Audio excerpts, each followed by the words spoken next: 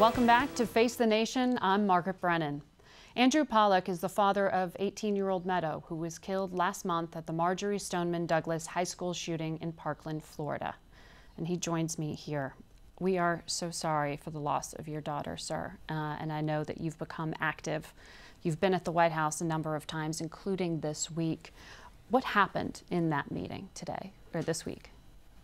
Well, first I just want to tell everyone in America that is passionate about school safety like I am to follow me on remembermeadow.com, and they'd be able to help me in my cause at what we're going to do moving forward to help every other state move forward towards making their schools safe, so I could be the last dad that ever had to bury a kid killed in a school. You have spoken passionately about this, and Americans heard that cry when you spoke to the president directly on camera. You Correct. went back to talk about school safety this week. Yes. Do you have any pledges from the White House to follow through on some of what you're talking about with school safety? Well, I went twice to the White House within the last 2 weeks. The president and every one of his staff was very compassionate having my family in the White House. What could you say to a murdered kid's father? You know, there's not much anyone's gonna say that's gonna make anything better for me. But he listened to things and suggestions that I had and what we're working on in Florida. And that's my agenda, what we're gonna move forward and fix these things. I'm not looking at any other type of agenda right now. And that's why I came here, because it's not really, when I grew up in Long Island, my father instilled in me, if you wanted something done right, you do it yourself. So right now, I'm trying to do things my way and help. I'm not listening to, I'm not leaving it up to the president. I'm taking it in my hands and with a lot of people behind me, and we're going to focus on school safety. And that's one of the reasons I'm here today. I have a message that I'd like to get out. And you're going and taking that message to Tallahassee, Florida, I understand, this week. Yes. So one of the reasons why I'm here is because there's been 200 shootings already in this country. And there's a reason why it hasn't stopped. Because after every shooting, the media, they focus on gun control. Okay, gun control, that's a big problem. But I feel that if we all come together as parents, grandparents, uncles, and we just work on this, let's make our schools safe. All the marchers that are going on, that are going to have in D.C., the kids, I understand the kids' pain. My kid was murdered in that school. So if anyone understands it, I understand every kid in that school, how angry they are. But I'm here now to talk to them, to say, let's focus on one thing first. Let's get our schools safe. And then, after every school's safe in the country, that you could drop your kid off and you don't have to worry that some murderer is going to go kill your kid on the 3rd floor, they could focus on any gun laws they want. I don't. But first, let's come together. We could march right through this country. Who's going to stop us? Who doesn't want our kids safe? Mm-hmm. Stay focused. Stay focused, okay? I'm talking to you. Everyone out there, you reach out to me. Let's stay focused. Reach out to me. Reach out to my sons who buried their little sister a couple of weeks ago. Let them march with you in D.C. Let's get the right message across. Let's make these schools safe. This week in your home state of Florida, the state Senate rejected a proposal to ban assault weapons and supported the idea of arming teachers. Now, some of the classmates of your daughter are among these activists. Yes. One of them, Jacqueline Cornyn, tweeted, "The Florida Senate has rejected the ban of AR-15s, the weapon of choice used at my school to kill 17 souls. This breaks my heart, but we will not let this ruin our movement. This is for the kids." What do you think your daughter Meadow would be doing in the wake of something like this?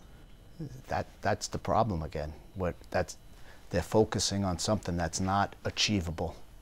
Gun laws right now are not achievable. My daughter was murdered by a gun. She should have been safe in the school. That's the problem. So okay, that's the first thing I want to address. I'm not saying don't go after gun laws. I'm not a gun expert. I'm saying that's the problem. There was 200 shootings it's always getting twisted into gun laws and gun control. If we all focus together, one nation, no political affiliation, we could work together and make the schools safe. And then go fight it out, whatever you want. So you want armed guards in school or more bullet-plated glass? What do you want to see? I want to see what's in this Florida bill passed. That's what I'm for, and I'm going to go to Tallahassee. I'm leaving to Tallahassee tonight, and I want Florida to set an example for the rest of the country, because I went over the bill. I met with Governor Scott. Governor Scott came to my house like twice already, came to the funeral, calls me on a daily basis to check up on me. He showed me this bill. The Speaker of the House went over the bill with me, and we need to get the bill passed in Florida, and that's why when I leave here tonight, I'm on a mission. I'm going to Tallahassee, and I'm going to make sure the bill passes, whatever I have to do. All right, Mr. Pollack, thank you for coming on and sharing your story with us. We'll be right back with our panel.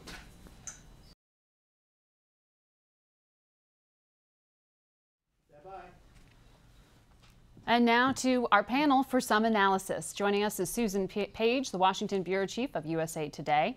Jeffrey Goldberg is the Editor-in-Chief of The Atlantic. Margaret Talev is the Senior White House Correspondent for Bloomberg. And Ed O'Keefe covers Congress for The Washington Post and is also a CBS News contributor. Susan, turbulent weeks at the White House before. How do you rate this one? I think this has... We've gotten accustomed to a level of chaos. It's been untraditional, but I think this week reached a new level and is raising new concerns about the operation of the White House. I think what's different is, we've had previous administrations that have had rough patches and hard starts. The Clinton administration had a very tough first year. But what's different this time is that things are not getting smoother. They're not working things out. Things, if anything, are getting more chaotic. And with the personnel changes we're seeing and the difficulty the president may have in getting experienced people to sign on, it may get worse, not better. Now, what do you think is the single most sort of defining issue for the week? I mean, the security clearances got a lot of scrutiny, but some of that was simply the fascination with Jared Kushner, the son-in-law. Is that something that really rises to the level of defining a crisis at the White House? I think the defining crisis at the White House is the Russia investigation, because that is the issue that has the greatest long-term consequences ahead. And I think that is driving some of the sense of turbulence in the building. Margaret, it was a surprise to many on Capitol Hill, on Wall Street, and some within the White House when the president made this trade announcement at that cabinet room gathering. No one was quite prepared for him to unveil what he did. Why is that a surprise inside the same administration? Right, and I think when you're talking about sort of defining issues, Russia is the biggest long-term pressure, but the biggest short-term development of the week, other than that NRA show the day before, was this move on tariffs, because when the president is trying to rush to expedite things around half of his own team, or maybe 2/3 of his own team, that shows that shows the possibility for real tumult and sort of a lack of control internally.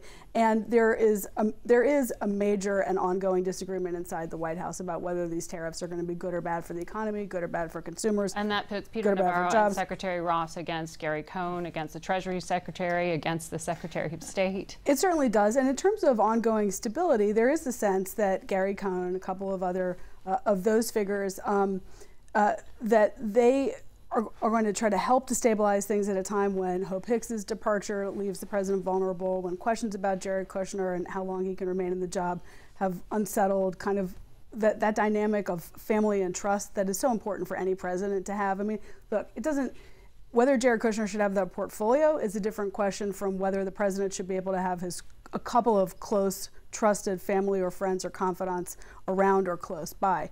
To disrupt his own dynamic, which is part of what the president did by expediting this, aluminum announcement before it was figured out in detail. Absolutely, it's disruptive. It is a campaign promise. He is following through on something he talked about. That's all true, but it is nonetheless disruptive.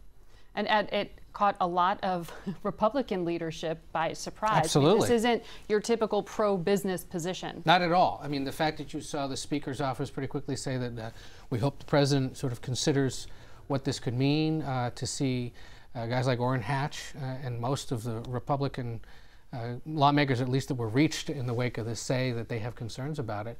That's pretty telling. And it was a week where he, once again, stuck it to members of his party, both by doing this and then to their face at that dramatic meeting at the White House, where he told the majority whip, a guy who took a bullet last summer and who's trying to enact changes in gun laws, but wants to do it in a way that is certainly more conservative, that one of the proposals he wants to handle is not going to pass. On concealed carry. On concealed carry, and then says that, an assault weapons ban should be seriously considered, which is something that has been anathema to Republicans for the last 20 years or so. So, just an incredible week. And the fact that we still don't see many Republicans sort of standing up to him and saying, hold on a second here, you're the leader of this party, we have some principles, you're clearly not following them, says a lot about how fearful they still are of him and the power that he can exert over the base. On those two issues, I think we did begin to see some Republicans push back and say, I hope you'll reconsider this, or,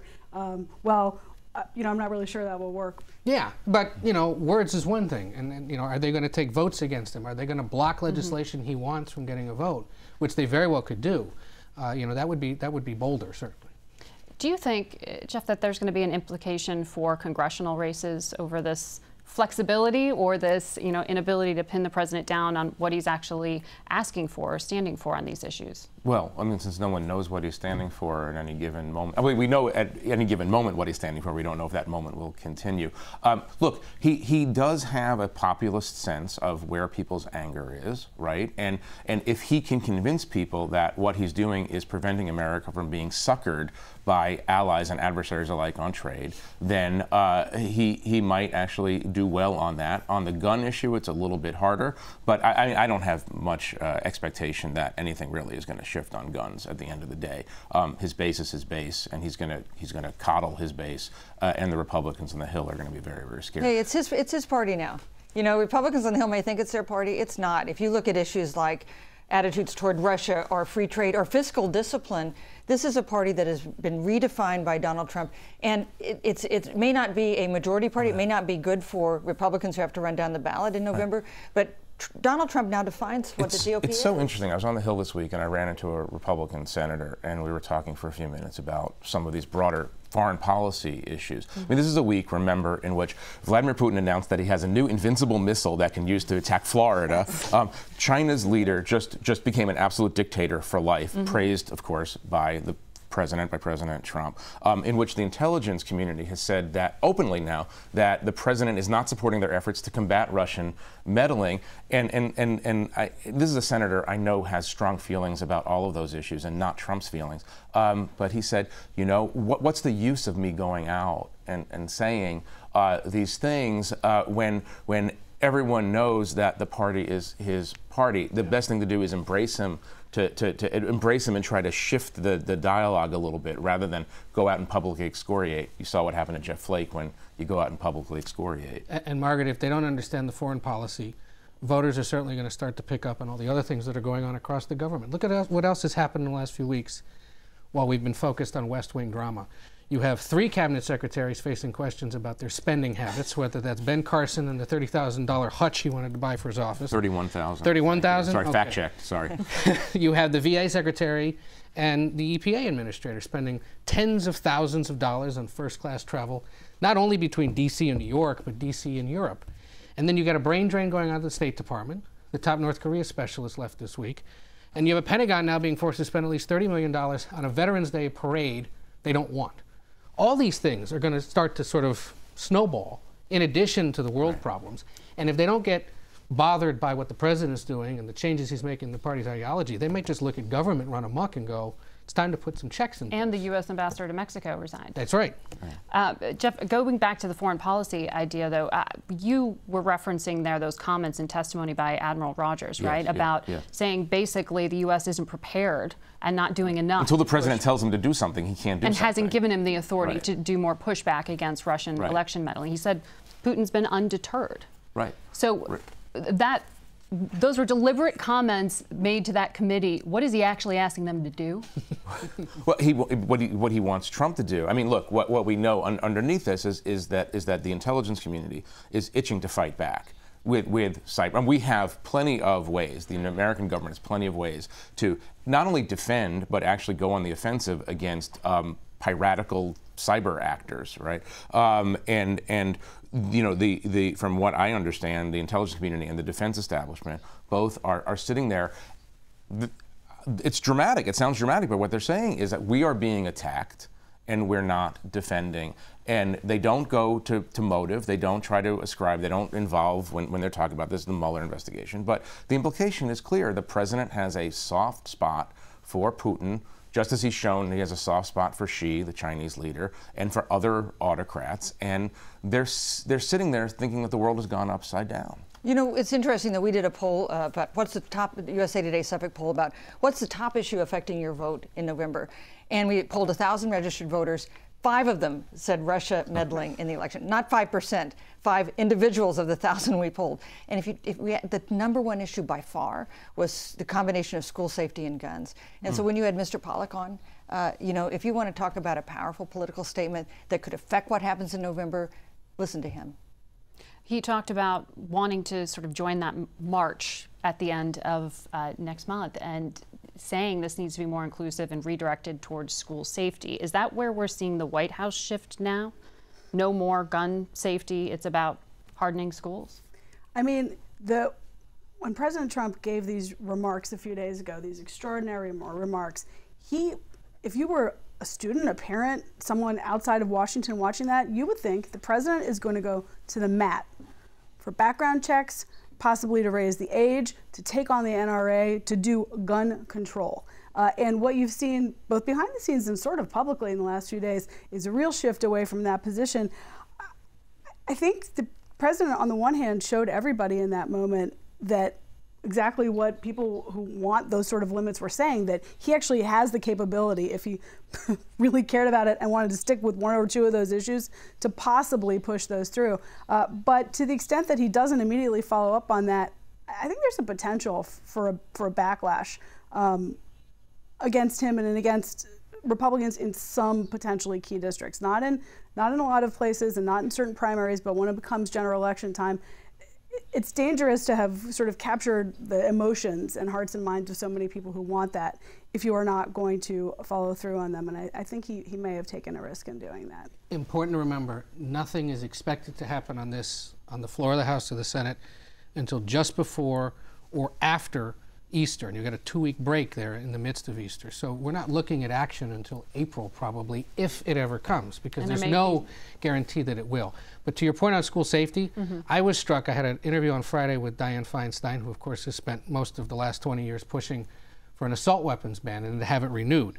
She repeatedly, for the first time, we've had conversations like this after almost every shooting as she tries to push for the ban again, has changed her argument slightly and said, school safety is the #1 issue here. I want to make sure that we are protecting schools. To hear someone like that even acknowledge that that is what the focus should be on, and that's where they think there could be bipartisan agreement, is telling and suggesting, yeah, maybe this time, because of the students and the parents who so quickly and forcefully have spoken out, there's a chance something could happen. Jeffrey, on the issue of North Korea, the president at the Gridiron last night made a joke sort of saying, yeah, I'm open to direct talks, about, you know, engaging Kim Jong-un directly.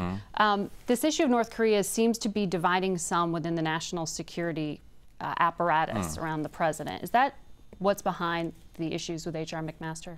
I think there are a lot of things behind the issues with H.R. McMaster. I think this is one of them. I think the problem with H.R. McMaster is that he's not empowered as a national security advisor. You have a Secretary of Defense, a Secretary of State, who, by the way, would like to We're going to have to keep Trump from doing this on North Korea. They're on one side, and it's a very divided administration. Indeed.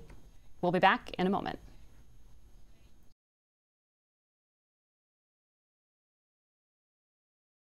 Last week, we reported on the UN's call for a ceasefire in Syria.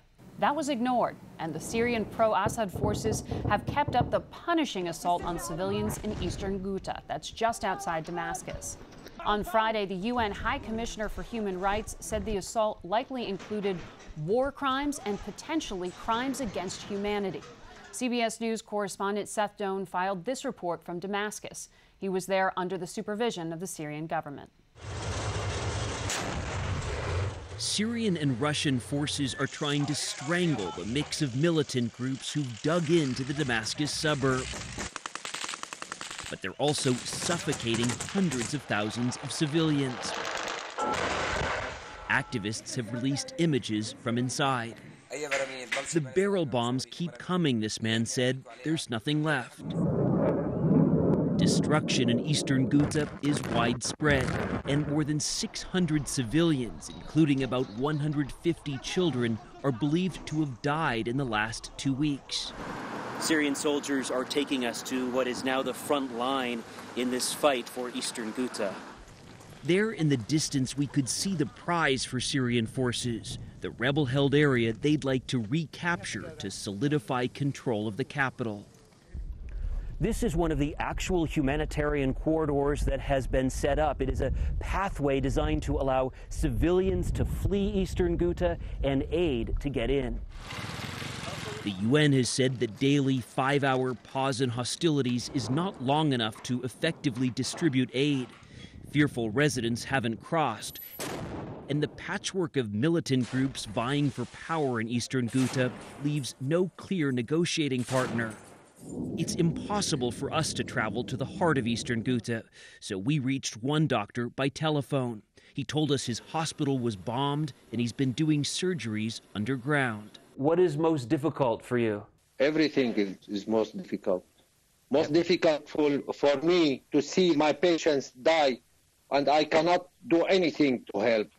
Here on the government side of this conflict, which is all we have access to, support for President Bashar al-Assad is strong. We keep hearing how after 7 years of war, people are weary and just want this war ended. Rebels have fought back with what they have.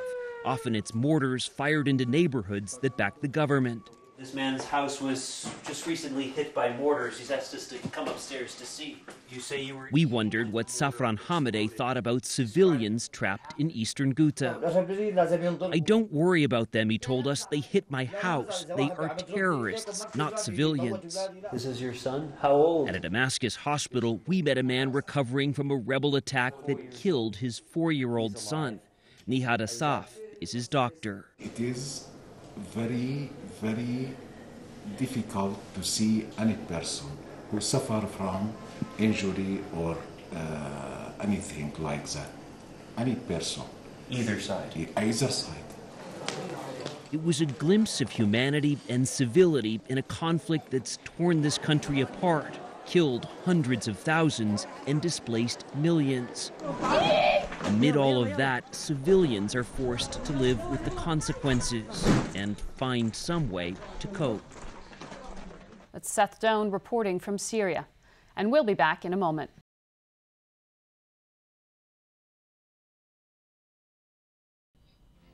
That's it for us today. Until next week, for Face the Nation, I'm Margaret Brennan.